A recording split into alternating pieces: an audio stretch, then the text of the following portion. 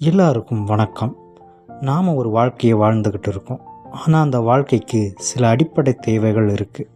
இந்த அடிப்படை தேவையை நாம் எப்படி பூர்த்தி செய்துக்கிறோம் அப்படிங்கிறது தான் இந்த வாழ்க்கையினுடைய அமைப்பு.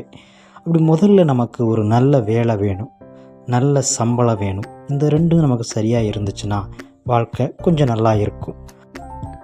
நல்ல வருமானத்தை சரியாக சேமிக்க தெரியணும்.